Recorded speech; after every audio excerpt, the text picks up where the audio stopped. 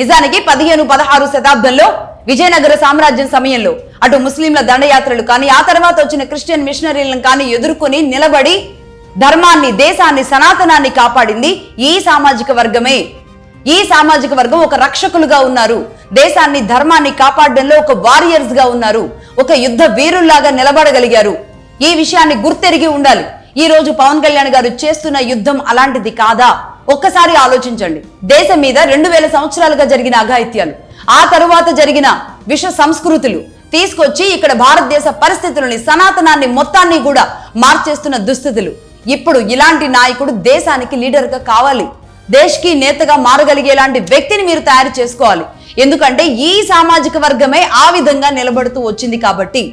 ఆ సామాజిక వర్గంలోని నాయకుడు మాత్రమే కులాలకు అతీతంగా దేశం కోసం, ధర్మం కోసం, సమాజం కోసం నిలబడేలాంటి నాయకులు రావాల్సిన అవసరం ఉంది. కాబట్టి ఆ మధ్య కర్ణాటకలో ఒక స్వామీజీ, పీఠాధిపతి, ఆయన అభినవ కృష్ణదేవరాయలు అంటూ బిరుదుని ఇచ్చారు పవన్ కళ్యాణ్ గారికి.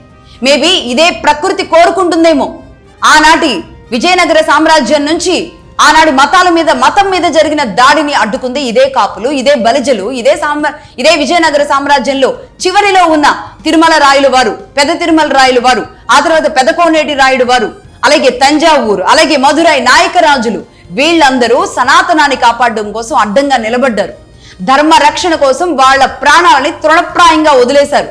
సనాతనం ప్రమాదంలో పడుతుందన్నప్పుడు, ధర్మానికి విఘాతం కలుగుతుందన్నప్పుడు ఇదే కులానికి సంబంధించిన వాళ్ళు అడ్డంగా నిలబడ్డారు. వీళ్లే వారియర్స్ గా తమ తలలను కూడా శిరశ్ఛేదనం చేసుకుని సనాతనం కోసం నిలబడిన వాళ్ళు ఇదే సామాజిక వర్గంలో ఉన్నారు.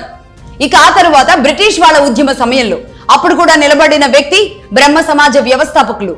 ఆయనే బ్రహ్మర్షి రావు బహదూర్ సర్ రఘుపతి వెంకటరత్నం నాయుడు గారు. ఆయన ఎలా నిలబడ్డారు? ఈ సమాజానికి క్రెసెంట్ అనే ఒక ఇంగ్లీష్ పత్రికని ఆయన నడపడం జరిగింది.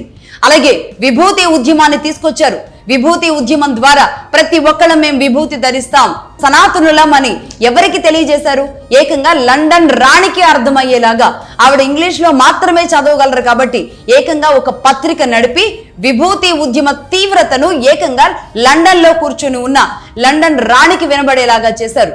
అది సనాతనం కోసం ఈ సామాజిక వర్గం ధర్మం కోసం, దేశం కోసం ఎలా నిలబడింది, అడ్డుగా ఎలా నిలబడ్డారు, తమ ప్రాణాలు ఎలా తృణప్రాయంగా పెట్టారు. నిజానికి దేశ రక్షకులు వీళ్ళు. ఈ సామాజిక వర్గం అంటే దేశ రక్షకులు అని చెప్పాలి.